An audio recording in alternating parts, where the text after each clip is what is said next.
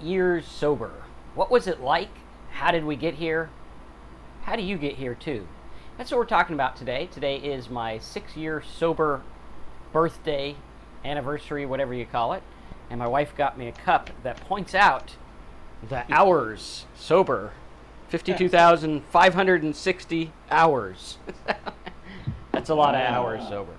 And we want to talk about how I got here, how Terry got here, and what it's like for you guys, because I know a lot of you guys are newly sober. Some of you guys have been sober for a year. Some of you guys like 90 days or so. And we want to reach out to you guys and say, hey, you know what? That is a big accomplishment, whether it's one day or whether it's 100 years. All we have is today. And over the last couple weeks, knowing that 6 years is coming up, easy to remember because when the kids get out of school, that's when I went nuts and drank. So whenever the kids get out of school, it's been another year. And it's interesting because a lot of times I'll reflect on what it was like to drink and drink and drink and go insane and be locked in the trap of alcoholic insanity. And, you know, it's funny because sometimes you'll get those thoughts of, hey, you know what, maybe a drink would help, maybe a drink would be good. But then you remember what it was like, and you remember how insane you went and how crazy it made your mind and what the thought process was like. And what we want to do today is talk to you about how we got here, because I know Terry's going to be 6 years in like a month or so, aren't you? A little over two. A little over 2 months. Yeah. And we want to talk about how we got here, because both of us were, you know, crazy nutcase drunks who couldn't figure out life, couldn't figure it out, didn't know what to do. And when I reflect on what it was like then and what it was like now that I'm awakened to the fact that, hey, you know what, alcohol caused me to think this way, and also I caused me to think this way. And I realized that, you know, the mindset that I used to have is no longer gone. And one of my favorite all-time books to read, which if you've never had a chance to read it, listen to it on audio, pick up a copy, read it in print. I've probably listened to the audio like 100 times, and I've probably read it 5 times or more, is Zen and the Art of Motorcycle Maintenance. Sounds really weird. It's strange, but it talks about what it was like. And in that book, the guy has a character named Phaedrus, or Phaedrus, or however you say it. It was patterned after an old philosopher. And he has this old view of himself of what he used to be like before what happened to him happened and what he's like now. And he talks about how, you know, now it's interesting because when you first get sober, that old you is still in your mind and it's still in your life, but it's kind of hard to go back to, right? You see the thoughts there, and the thoughts want to go back where they were and they want to return, but you're above them now. And I think that's really where sobriety begins, is when you realize that everything that you've done up until this point has brought you to the point of being a drunk. And that's what you have. So the mindset that you have no longer works, and your world that you've built up in your mind kind of crumbles and falls, and you say, well, hey, wait a minute, how did I get here? And we want to look at how we got there. And we also want to look at what we're going to do going forward. And over the last 6 years, what I've done is I've focused on creating a new mindset, because my old mindset was created by life. It was created by my upbringing. It was created by society. It was created by my job, by my family, and it was created as a survival mechanism. And what we need to realize is that our mind, first and foremost, is a survival mechanism. That's why you drink, because you can't handle things, and you say, well, last time I got drunk, it wasn't as bad as it was in my mind. It kind of shut my mind off and turned those bad thoughts off. And so it built this survival mechanism. But what happened is you built a life that you needed to run from. You built a life that didn't work, and it stopped working. And so what we want to do is we want to talk about how do we build that new life. And I remember in rehab where he talked to me, and he was like, hey, dude, you need to build a life that you don't need to run from. You need to build a life that you're okay with. And you need to build a life philosophy that's going to change the way you think. And I remember I used to think, you know, when I would think something bad, I would think I'm a bad person because I thought something bad, or I'm this. And then I changed my life philosophy from I am the sum of what I think, I'm the sum of what I've done, and I'm the sum of what has been done to me, to, hey, these are all chemical impulses in the brain, and we're all just kind of winging it. We're all just making our way through life. Sometimes you'll do good, sometimes you'll do bad. We try to do more good than bad, and we try to not drink because drinking is what's going to take us to the bad. And those are some of the things I've learned, and it's very difficult to realize that, hey, 6 years ago, that's where I was. Like 6 years ago, in the blink of an eye, drinking took everything from me. Like I literally could have lost everything, and in my life, it felt like I did lose everything. It felt like I had nothing left. And I realized that that was just a product of a warped mind fused with alcohol. And when you have any type of mindset and you fuse it with alcohol, you're going to have all kinds of crazy stuff happen. This is why you go to the bar and the guy fights you because you took his bar seat, even though there's a bar seat right next to him. It's like, hey, that's my seat. And it's like, well, do you own the bar? No. Then I don't think it's anyone's bar seat. But they're ready to go to blows and hurt people over a simple little fact. And the reason that happens is because it takes away that judgment, that ability to say, hey, wait a minute, this isn't really worth it. I think I'll be okay if I sit in another bar seat, or I think I'll be okay with this. But what drinking does is it makes you live in ego survival mode. And you want your ego to survive, and you want everything to be focusing on that. And instead of thinking rationally and saying, hey, you know what? Life goes on. Things happen. Bad things happen to good people. Bad things happen to bad people. Good things happen to good people. It's everything, right? And we just look at that and we focus on it. So, Terry, what are your thoughts here? Well, first of all, good morning, everybody. Good to see lots of regulars here and a couple of new people, too. Awesome. Congratulations on all your sobriety. Boy, lots of comments already. But we got Derek with 1,764 days sober. Maxo Marks 10 days sober. That's awesome. And I saw that you're having some trouble with the cravings. That's driving you nuts and all that. But you said a little further down that you're staying busy, and that's the first thing I would suggest is staying busy. That's what I do. I still stay busy with almost 6 years of sobriety. Not quite. August 1st, if I make it. You got Ty with 100 days. THC's got that. Where are you? You're here somewhere. There it is, 109 days. Good job. Awesome. And then good to see lots of the other regulars, Otto and Donna, bonjour. And great to see everybody. Ty, great to see you. You're here in an echo. Let us know if I'm echoing, huh? Okay, sorry. I just have to turn you down. I always forget and have it like really loud. Okay. And then we get it fixed. Okay. That should be better. So let us know if I'm still echoing now. And oh, there you go. Armando saying, why am I always echoing? I'm an echoey guy, I guess. I don't know. Quezzy, 4.5 years. Good job. For me, this 6 years, almost 6 years of sobriety, it's been awesome. And it's what Marcus was saying. I had to change everything, as far as everything that I think about. I had to change my perspective on life. I had to change how I reacted to things. Actually, I had to change from reacting to things to responding to things. That brings up the pause and all that. I had to change my attitude as far as things are happening to me, and instead just, things are happening. Things happen in life. That's how it goes. People aren't against me. Even when I was drinking, I was a pretty nice guy. People weren't against me. They wanted me to get better. The ones that knew how much I was drinking, which wasn't very many people because I was a good hider. But, just changing my attitude, change how I go about things. I try to live in gratitude and be thankful for what I have. I don't have the massive house or anything like that, and that's okay. When I was drinking, I wanted that. I wanted the nicest car. I wanted all that stuff. I'm okay now. I don't need that stuff. I'd rather be happy and live a serene life. Just be satisfied with what I have, and I am. But one thing I have to always do is I have to realize that I am an alcoholic and I can't drink. That's why I participate in my sobriety, and that's why I take responsibility for my sobriety, and I do that daily. And throughout the day, I have to stay focused. It's not like I have to fight the alcoholism anymore, but I do have to be aware of it. Somebody mentioned, I can't believe that you might relapse, and I can believe that I could relapse. It's something that could happen.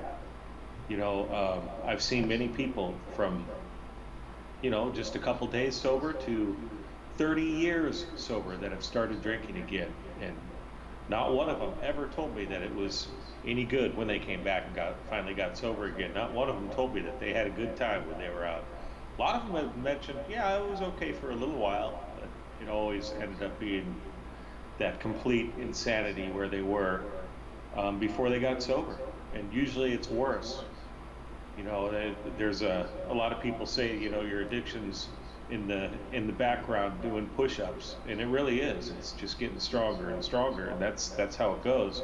The cravings may go away, or they will go away if you really work on your sobriety. And but it's still there, and it just takes that one drink. But really, it's all about a perspective change for me, and that's what I do. I try to reach out to other people that might be going through problems with alcohol. I do that a lot. I do it every day, actually, and try to help other people, because that reminds me of the insanity that I had. Because I have this built-in forgetter in my brain that just forgets how bad things were.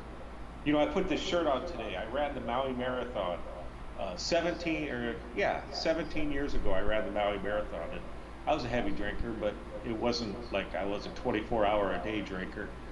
And that's what my mind wants to go back to, is I was able to run a marathon. I wasn't that bad, but I was getting there, and it did get that bad.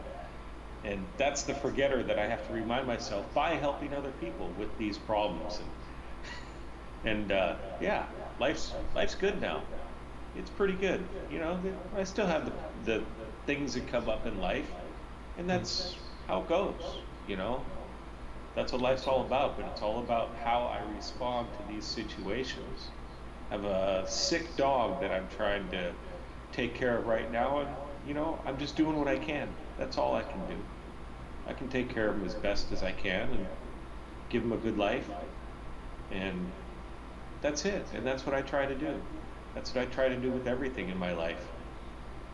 Absolutely. And I think the key is to realize that even though we've built up new things in our minds are very fragile.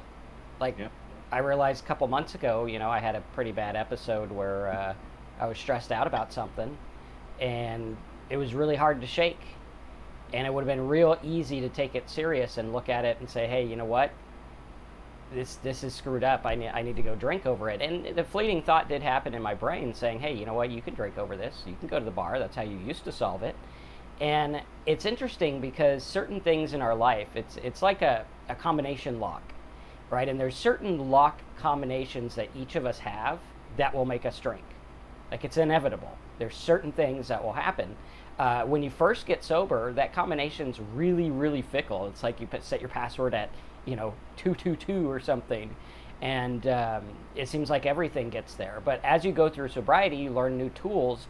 And sometimes you start to shock yourself saying, wow, I made it through that. That's amazing. How did I make it through that? And you realize that it's not really, something that you're actively doing. It's something that you're living. It's something that you've built up that's like, okay, now I realize how my mind works. And if you realize that, the working of the mind works this way. There's some good books out there by Viktor Frankl. Viktor Frankl was a Holocaust survivor, and he went through like concentration camps and all kinds of crazy stuff. And it's interesting because you look at how he describes what he went through, and a lot of people, they'd give up and they'd die. They just give in. They're like, I can't do this anymore. I'm not going to do anything. And Victor went through his life, and he's like, all throughout, I had this idea of, I'm only trapped if they believe I'm trapped. I'm only trapped if I give into it. And alcohol is the same way. It's kind of like, you're trapped in a door, and you're trapped, and you're like, okay, I can't get out of this. And it's like, yeah, but the door's standing in the middle of nothing. You can turn around and walk away if you want. But turning around and walking away takes a big mindset change. It takes a big shift in understanding, hey, this is what's going on in my mind, and it's not real. This is what's happening, and it's not real. When I get laid off, a lot of people, 40 million Americans were laid off during this pandemic stuff. And, a lot of people are like, well, what if I don't come back? What if I don't this? And I'm sure there are people, maybe there's some people that are listening now who have spent the last month and a half worrying about whether they're going to get their job back or not. Like, am I gonna end up back? What am I gonna do if not? Am I gonna go bankrupt? We're gonna lose a house. And your mind goes through all this crazy stuff, and you spend a month and a half worrying about something that literally is a decision that you probably don't have that much control over. And so that's what the Serenity Prayer is about, which I have a little plaque here of the Serenity Prayer somewhere. Don't think it shows up on the screen. But it's about understanding. And the Serenity Prayer actually comes from Stoic philosophy. And the Stoics, a lot of people looked at them and they think, a Stoic is like a non-emotional person. But actually, a Stoic is someone who just calculates. It's someone who feels feelings, but doesn't go nuts over something. Right? You see all kinds of things. And in Stoic philosophy, we look at how can I focus on what I can control? How can I focus on what I can't control? And how can I know the difference between the two? Right? How can I know that? I'm sitting here worried about my job. Can I control it? Well, maybe you could learn some things while you're quarantined and be better for employment. I don't know. But for the most part, you really can't control it. You can't control whatever company you work for says this or that. Now, there are some things you can control. You can learn a new skill. You can start your own business. You can do all kinds of things. But the fact of the matter is you have to isolate it, because we spend so much time worrying and fretting and going crazy in our minds about things that we can't control, especially being an alcoholic. I used to, before I got sober, I used to want to know why I was an alcoholic. I thought that was the key. If I know why I'm an alcoholic, if I know why I drink, then I'll be able to manage it. But the fact of the matter was, I had to accept I'm an alcoholic. Whatever got me here, I can't stop drinking. Right. I can't. Doesn't matter. And that's a fact. It doesn't matter if, it comes from deep-rooted stuff from my mom or my dad or uncles or whatever. Right? It doesn't matter where it comes from. The fact is here, and we got to deal with that. But what happens is our culture and our mind want to go and think about the reasons so that we can make excuses. But you could either have excuses or you could be sober. You can't have both. Yeah. And you got to look at that, because, a lot of us, they say the biggest cause of relapse is unresolved resentments. And what's an unresolved resentment? It's something that I'm thinking about someone else. This person shouldn't have done that. They shouldn't have done this to me. They wronged me. I'm going to sit here and I'm going to get drunk because I was wronged. And we look at that, and the Stoic philosophy would say, the best you can do in life is ask for others' cooperation. I can come to Terry and I could say, Terry, I got this issue with you, you angered me or whatever. And I could say, can you be a little nicer about that or whatever, right? This hypothetical. And he could say yes or no. But that's the end of it. Once it leaves me, that's the end of it. But most of us go and they're like, I can't believe Terry, he wouldn't agree to whatever I wanted to agree to. He wouldn't do it. What the hell's the matter with that? Do you believe this guy? And then you talk to everyone about it, and you're still living in the resentment rather than saying, I asked for cooperation. Terry has the right to say yes or no, and I have the right to do what I want to do. Plain and simple. And when we look at life that way, things start to change. And when we look at life as an experiment that we're all going through, something we're all doing. I used to look at life as something that happened to me. Hey, this happened to me. The IRS wants my money. No, the IRS pretty much wants everyone's money. Unless you're filthy rich, then they leave you alone. But, we can look at that and say, well, there's a resentment. The tax code isn't fair. Okay, I can't really do much about it. I could go and run for office and share my views or whatever. But what am I willing to do to get what I want? And what am I willing to do to be serene? Because if you live from a place of acceptance and serenity, your whole life will change. Your whole life will change. Because then someone comes to you with a resentment and you're angry, and you say, you know what? They're going through their own thing. It's like when you get cut off in traffic. You're going in traffic and this guy comes up 90 miles an hour, vroom, goes right past you, and you're like, that guy's a dick. And you fret over it and you stress over it. What I do is I think to myself, well, I don't know what's going on in that car. Maybe his wife's pregnant. Maybe someone needs to get to the hospital. Maybe he's late. Maybe he's a doctor. And we think about it different. And it doesn't mean get bowled over. Like if he hits your car, obviously, you're like, hey, dude, gotta pay for my car, gotta fix my car. But holding on to these resentments and holding on to these things that keep us stuck will keep you drunk. And this is something that I learned. I got married at a young age. Wasn't a picnic. Hasn't been a picnic. And I realized, hey, I can only control what I can control. I can only keep my side of the street clean. That's all I can do. I can ask cooperation, but I can't make anyone do anything, right? I can only focus on what I can do. And a couple other things I learned in sobriety is, one, when you feel stressed and overwhelmed, realize you have all the time in the world today. Because right now you have all the time in the world to do whatever you need to get done. It's our mind that lives in this frantic world of alarm clocks and craziness. And it's, for the most part, not really that real. And we realize, like I realized 6 years ago, I was sitting in the mental hospital after going crazy from drinking. And I realized all of these problems are of my own making. Every single one. Every one of them was of my own making. I had a problem in my marriage, it's of my own making. I had a problem in drinking, it's of my own making. I chose to drink. Now I lost the choice along the way. I lost the choice to be able to say yes or no because alcohol had clouded my mind. But then I realized, hey, look, now that I realize this, you could look at it as freeing. You could say, hey, this is all of my own making, therefore I can change it. Or you could say, this is all of my own making, I'm just a terrible person, I suck, I should go get another fifth of booze and drink it. But that's not going to help. And you focus on one thing at a time. And when people get sober, they say, oh, I'm going to quit smoking, I'm going to quit this, I'm going to lose weight, I'm going to get rich, and I'm going to quit drinking. Whoa there, little fella. One at a time. Stop the drinking first. That's the biggest threat. Like when you go to the doctor, if you have a cough and, a foot has a thing that needs to be amputated, the doctor's going to come in and he's going to say, let's take care of the foot first, and then we'll take care of the cough. Because the foot, that thing's going to kill you. The cough, it'll be okay for now. And we got to look at that in our life. Yeah, you said a lot there. And you finished kind of with the most important thing, which was just take things one at a time. When I first got sober, I had I wanted to know why I was an alcoholic. I wanted to know what caused it, and I had a few resentments. I wasn't real huge into hating others, people, and I didn't have too many resentments. They did come out later, and some happened since I got sober. But, what I had to do was concentrate on staying sober.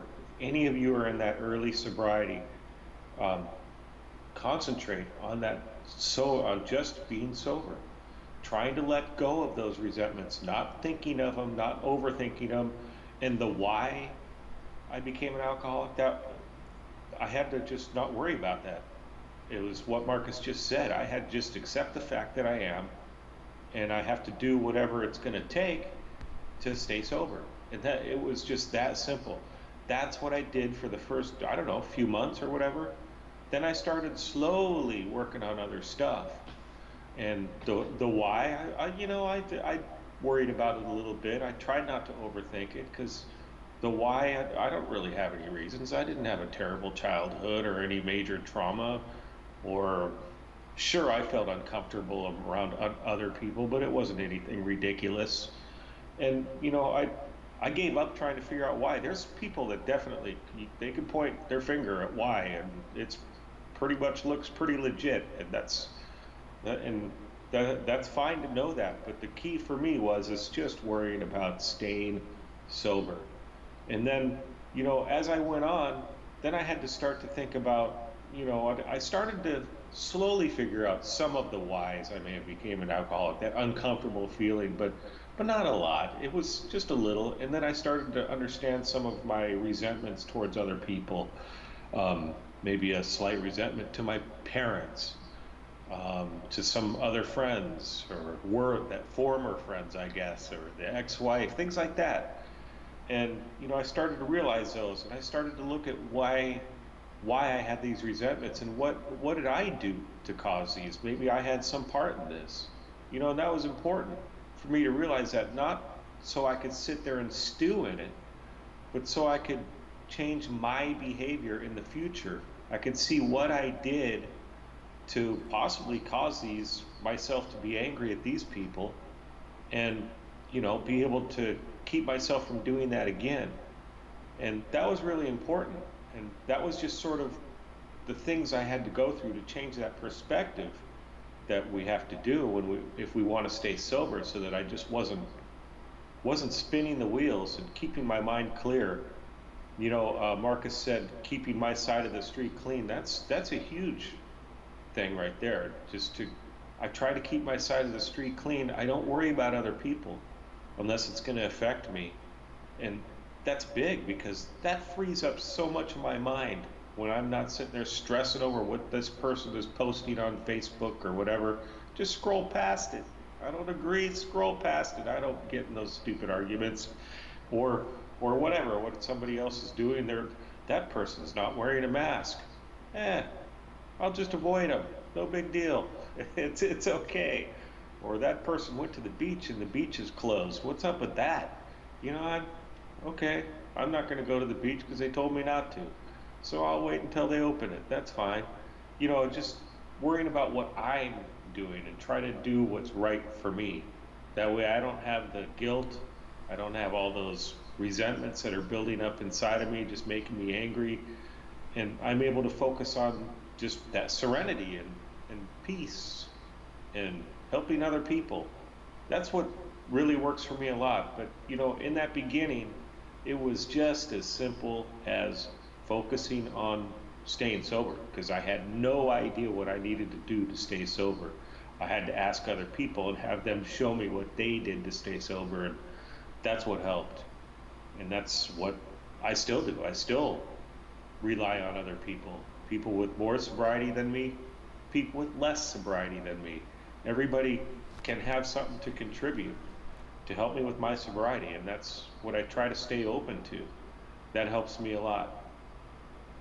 Absolutely. Luis says, hi there, I'm 100 days accidentally sober, but much wanted. Every failure was a step closer to succeeding. It was all about removing the desire and realizing that there's no benefit to it to be free. And I think that's a big thing. A lot of people look at cravings and desires as something to battle. You don't need to battle them. Like, it's not a fight.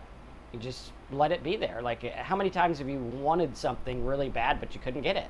Or you weren't willing to do it. You're like, okay, well, that guy wronged me. I should go punch him in the teeth. But you never really did, right? And we got to look at our lives and say, well, I don't need to fight this. I don't need to fight anxiety. I don't need to fight alcohol cravings. Just let them be. What happens is the alcohol craving gets worse and worse the more you fight it, because the more you fight it, the more you prove that you want alcohol. Instead, you could go through and just be like, hey, last time I drank, didn't work out so good. Let's see if I can make it through another day. Let's make it through the next day. And then realize that those cravings are going to be there, right? Once you've tasted something, you're going to want it more. That's the thing. Like, if you quit smoking and then you pick up one cigarette, it's going to create that desire and that desire and the desire. And that's why a lot of people relapse, because once you have it, you have the desire, then you have the mind fuckery, which is like, your mind's going to be like, well, you had one, you might as well have 100, and then you're going to lose your ability to choose again. And I think the key is to look at it and say, I don't need to fight these cravings. I just need to realize that, hey, yeah, these are normal. This is what we have. Every alcoholic has cravings at some point. It's going to happen, okay? And over time, it'll dwindle. Now my cravings are like, oh, yeah, a drink would be nice. Used to be, oh my God, I want a drink. And also realize the thought process and look at the things you can control and the things you can't. Because a lot of times the cravings are to escape. Cravings are to get away from a mindset or to get away from a feeling. And I think if you focus on a new life that you don't need to drink from, a new solution, a solution that says, I don't need to give in to cravings. I can do this better without it. And I think you'll find out that most things in life, actually all things in life, you can do better without drinking, except be drunk. Can't do that better without drinking, right? You have to kind of drink to get drunk. Never thought about that, yeah. But we look at it and it's like, that's about the only thing. Can't drive a car better. Can't do business meetings better. Can't run my life better. And then when I think about that and I combat my craving instead of trying to fight it, I just say, hey, well, remember last time? Remember last time 6 years ago when you were in the garage in 118-degree weather drinking box wines, not good box wine, if there is good box wine, I don't think there is, but the cheap box wine, the kind you get at CVS for $1. 118-degree CVS box wine. And you felt like shit. And you hated the fact that you had to drink it. And you ended up in a mental hospital. Do you remember that? Next time I think, well, maybe I'll drink to calm my mind. Did it calm my mind? I don't think people with calm minds go in the mental hospital. I don't think people with calm minds break their arm all up, digging through sheetrock to get booze that they hid. I don't think they do that. I don't think that's what a calm mind's about. And when I think about the insanity and the hold that alcohol had on me, my cravings fade away. Because I think to myself, remember that time you were too drunk to come home from the fair with the kids because you thought it was cool to have $18 beers at the fair and spend hundreds of dollars on them and come home drunk and pass out on the couch and miss out on life? Do you remember what it was like waking up feeling like shit? The other day, I woke up at 4 o'clock, or I woke up at 2, then I woke up at 4, and then I woke up at 6. And I couldn't get back to sleep, and I felt like shit. And I remember my wife she came and asked me how I was feeling because she knew I didn't sleep well. And I was like, what's funny? 6 years ago, I felt like this every day.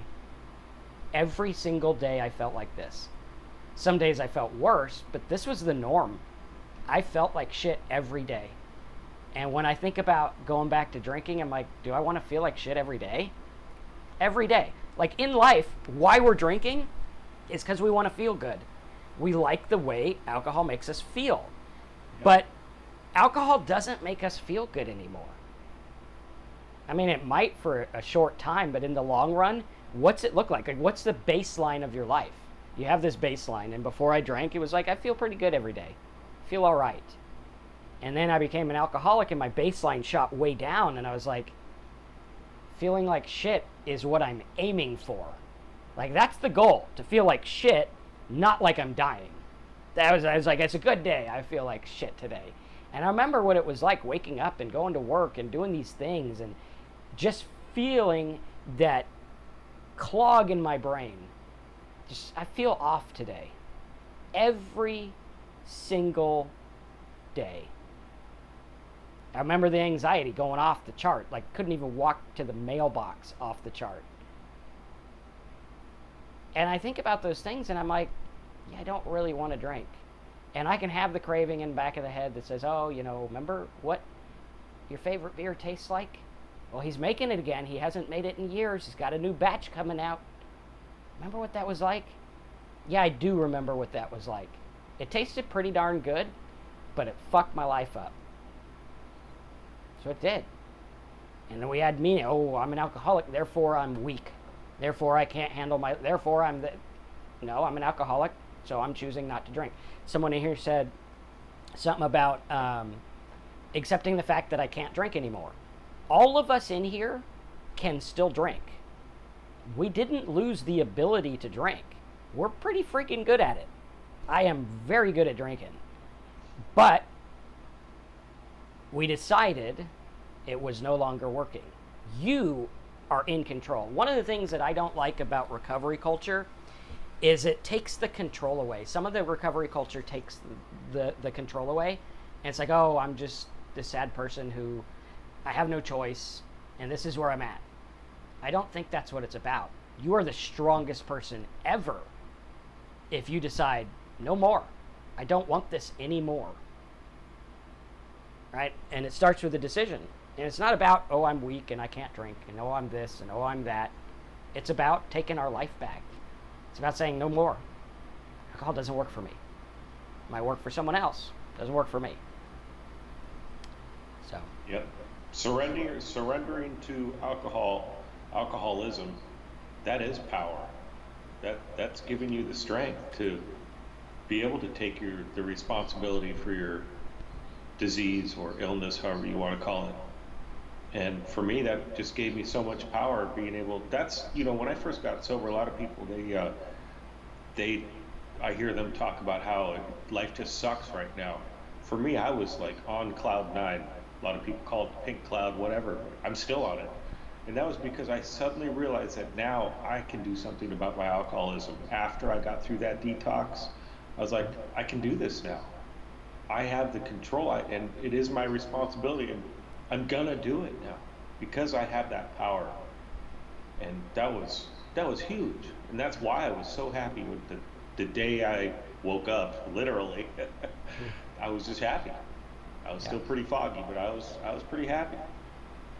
And Go ahead. It's interesting too, because a lot of things in life are paradoxes. Like, you think, okay, how do I quit drinking? I give up. How's that going to help you? Wouldn't that make you more drunk? Not necessarily. Right. How do I calm my mind? By not trying to calm your mind. And we look at these paradoxes in life, and if you ever have a chance, read old Zen koans or old spiritual stories. A lot of them are interesting. Some of them totally suck, but some of them are actually pretty interesting. And they talk about these paradoxes in life. Like, you would think admitting you're an alcoholic would make you weak. It doesn't make you weak. It makes you stronger. Right? It's the ability to choose. I can do this. And I think that's the key to look at is you can do this. You can make it happen. And the way you do it is the way you would eat an elephant. One bite at a time. Don't eat elephants. That's wrong. But for the sake of the talk here, right, that's what we want to look at. Derek says, my disease wants me to believe I'm not worth recovery, but I am worth it. Well, I mean, what if it's not a matter of worth or not worth? Like, who sat and made a value? Like, people say, oh, Jeff Bezos is worth $150 billion. No, Jeff Bezos has $150 billion. Am I worth recovery? Maybe, maybe not. But I'm going to stay sober because that's what I want. That's what I want in life. It's not a matter of worth or not worth. And I think we attach worth to so many things that don't deserve it. It's like, who cares, right? And through life, we're jonesing for the old 70s word. Do you remember that word? Oh, yeah. Jonesing for that. I've been there. Yeah, and we jones about things that we make up. Like, who here says who's worth more than another person? Who here says I'm worth sobriety? I'm worth sobriety just as much as the guy laying in the gutter who doesn't want sobriety. And what happens is when you get sober, if you truly have that mind change, and you got to work for it, got to work for the mind change. It doesn't happen overnight.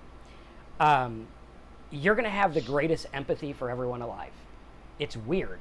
It's like now I look at things. Before, someone would say, oh, look at that guy over there. And I'd be like, oh, yeah, look at that guy over there. God damn, I'm not like him. I'm up here. I make money, and I got a tie. Look at that guy.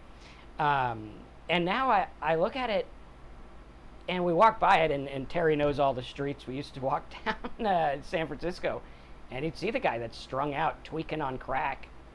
He has, like, a dog that hasn't been bathed in 10 years, and that's all he's got to his name. And it's easy to walk by and say, oh, look, I'm not like that guy. I drank beer in my house, and I owned my house. Hey, look at me. But the fact of the matter is I look at that now, and I say, that's me. Yep. That's me. Why? Because I don't know what could happen to my mind. I have no idea. I don't know what alcohol could do. For some reason, his life took a course and his mind did that. And along the way, he lost the ability to choose. Yeah. What makes me any different? What? Because I had different circumstances, right? Do you ever wonder why suicide rates are so much higher in poverty? Because they're in that and they don't see the circumstances. Right now, I didn't choose to be born in a family of wealth. I didn't choose to be, and I'm not born in a family of wealth. We're okay, right? But a little kid in Africa didn't choose to be born in poverty. Like, oh, I'm worth sobriety because of this. And I'm not dogging on you. I'm just pointing out how my mind works because I think it might help you. But we look at this and it's like, I didn't choose that. And if I can't choose the basic where I'm born, I had no control over that. If I was born in the ghetto, I would have been a different Marcus. If I was born in Africa, I would have been a different Marcus. If I was born to the richest family in the world, I would have been different. And is that me? Can I claim that? No. It just is what it is. And now that we see that, we look at it and we have the empathy and we say, hey, you know what? It doesn't matter. We're just all on this boat together. And we all just get what we get. That's it. You know, I've seen the nicest people get the worst diseases. I've seen the worst people have the best health. People are just like total terrible people. And it's like, why does he get the health? You know? But we look at it, and instead of looking at life happening to us, we look at it as, this is just going on. He's part of it, I'm part of it, we're all part of the world. And I think when you have that empathy and that vulnerability to say, that could be me. I could be living on the street, crapping in a box. Yeah. I'm not. Yet. Maybe. I don't know what's going to happen. But I do know I'm an addict. And I do know I like the way alcohol and drugs make me feel. I do know that. And I also know they warp my mind. And why is that guy in the gutter? Because something warped his mind. Yeah. How am I any different? You know, Having that empathy, that's a real great way to deal with some resentments.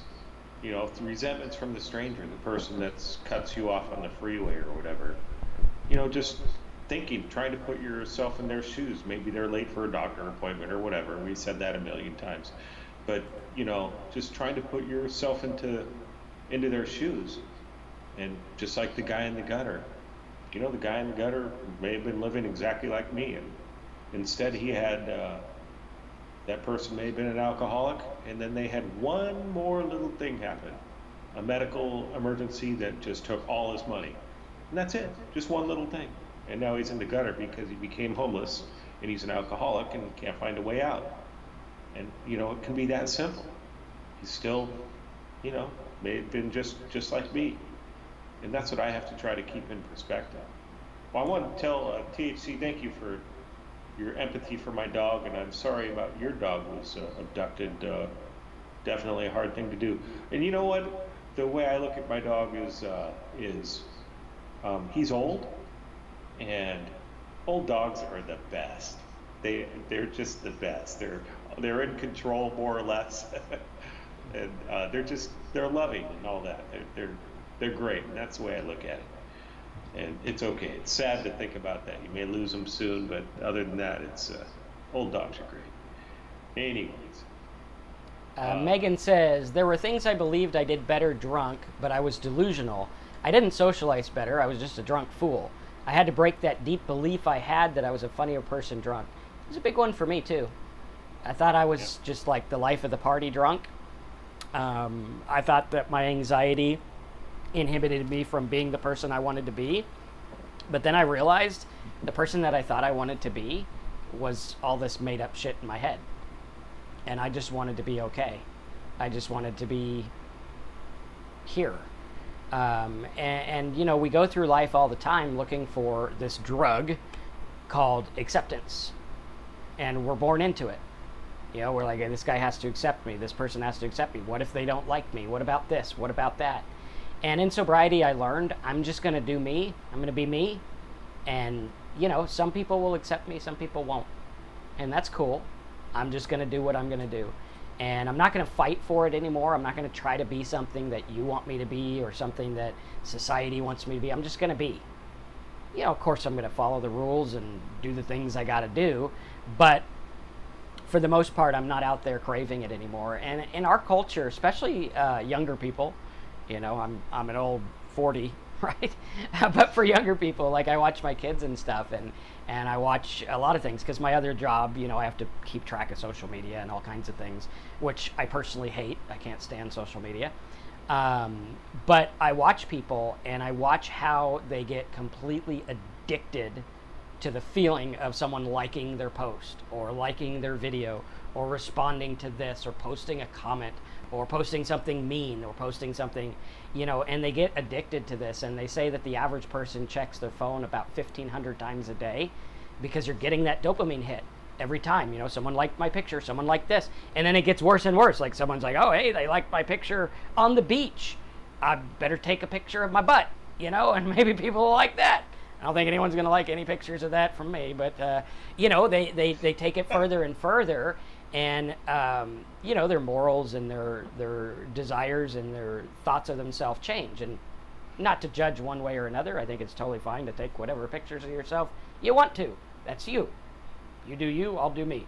But we get addicted to that stuff, and some people go down a slippery slope where it's like, hey, now I'm doing more and more stuff for a like. Now I'm doing more and more stuff to be accepted. Even when you grow up, some people do drugs and alcohol to be accepted. And some people like me end up alcoholics.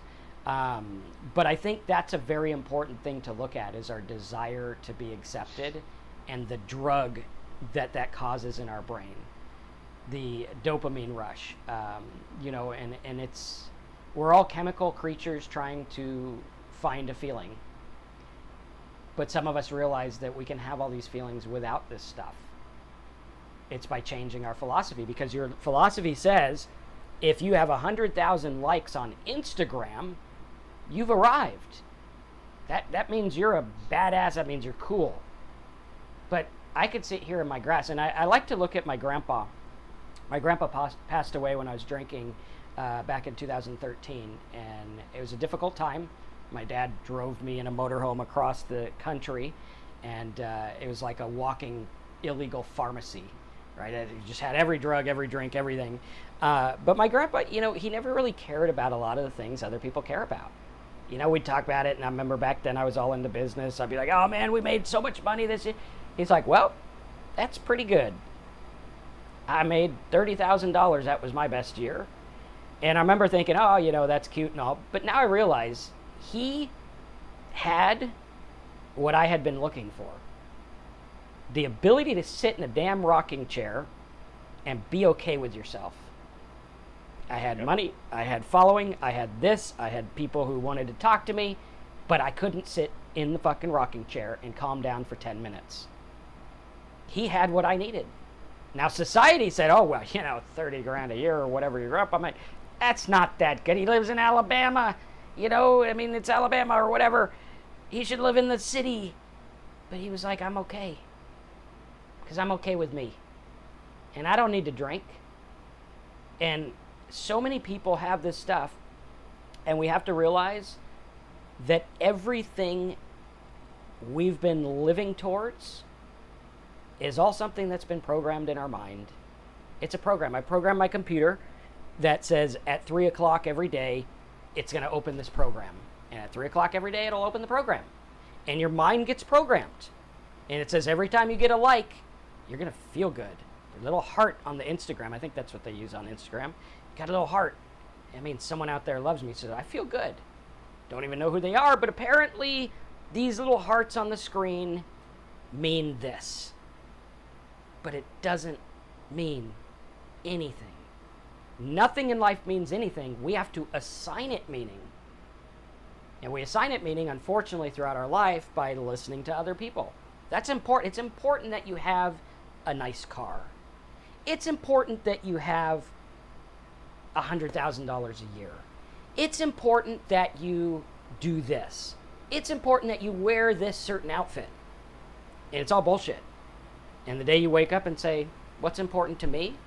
Being able to sit in a rocking chair and be okay with myself. That's what's important. Not all this other stuff. Right? And our life starts to change.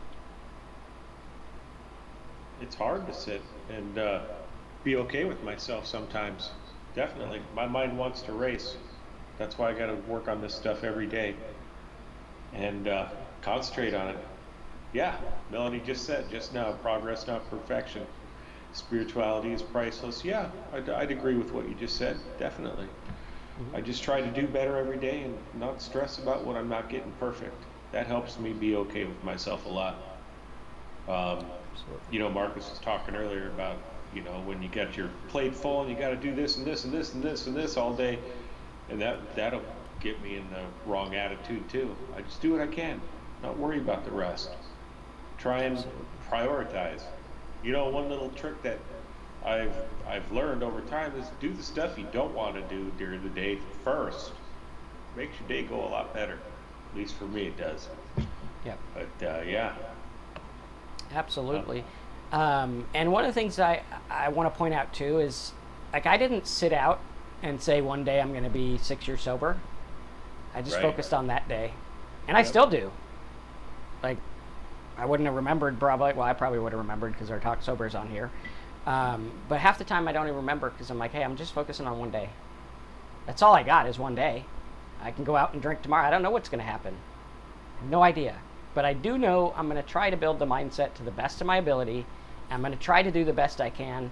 And if something bad does happen or I do end up drinking, I'm going to try to have a plan in place that could speak through that addiction, hopefully, but I don't know what's going to happen. And I think that's what we got to look at is how do I live each day? And if you guys want to support the channel, give us a thumbs up, a like on the video, and check out talksober.com. You can join. Terry's put together a good set of videos, PDF reports. It's kind of like a 30-day sobriety plan. And even if you've been sober a while, I think it'll help you because we focus on the mindset stuff. It's based on 30 letters that I wrote to an alcoholic. Like, okay, if I had 30 letters to write an alcoholic to help them get and stay sober, what would I say? How would I help them come to the conclusions I came and get the mindset I had? If you do want to join that, go to talksober.com. It's less than the price of a cheap beer a day. I think it's like, I don't know, 90 cents a day or something. Yeah. So really, really do that. Armando and Megan said they're sober now, but they used to watch us while they were drunk. That's good. Yep. Yeah. Glad to have you guys sober. Megan's at 1 year. Awesome. Mm-hmm. So yeah, and Armando's got 14 days, which is great. So yeah, check out talksober.com if you don't want to help out with what we're doing. Just there's a little box there that you can sign up, and we'll help you out as best we can. One of my favorite things to watch on TV when I was drinking was the Dr. Phil episodes where he's talking to some person that's a drunk or a drug addict. Oh, I love that stuff. Yeah. Man, I read a terrible report. I don't know if it's true or not, but they said that the people of that show actually encouraged them to drink more so that it would be a more engaging show. And I was like, wow, that's low. But I don't know if it's true or not. Interesting story. But, it goes to show that sometimes even people you think have your best interest in mind don't. And you are in control of your sobriety. Not a TV show, not a sponsor, not an AA, not a book, you. The buck stops with you, and you decide what you want to do.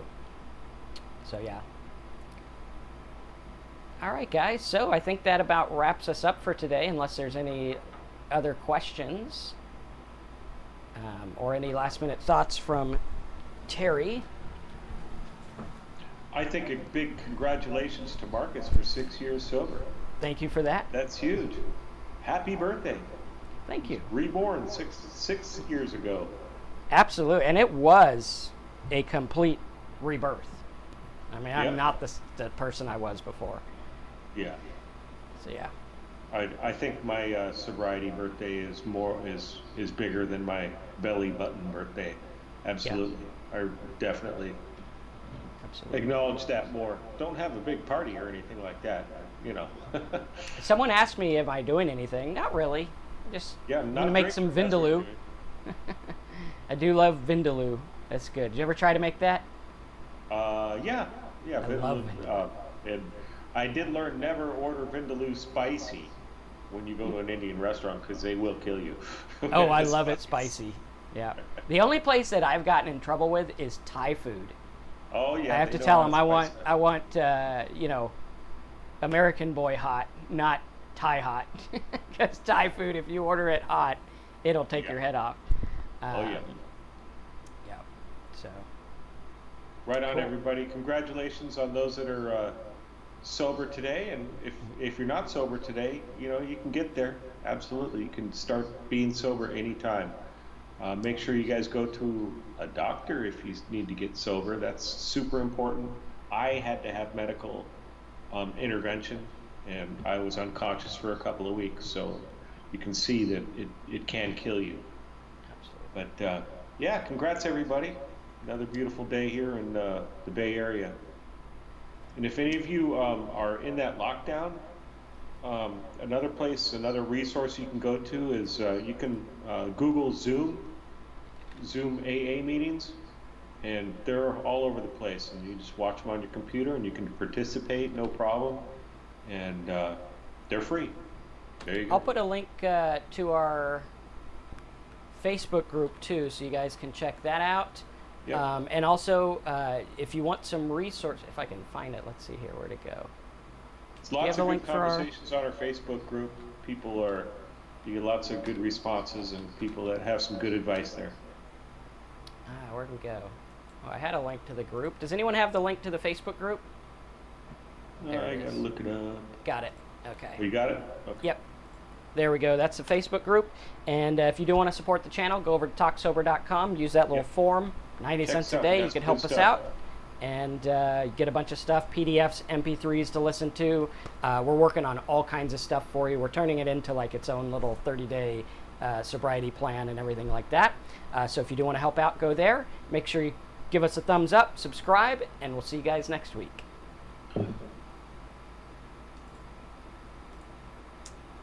All right, cool. All righty.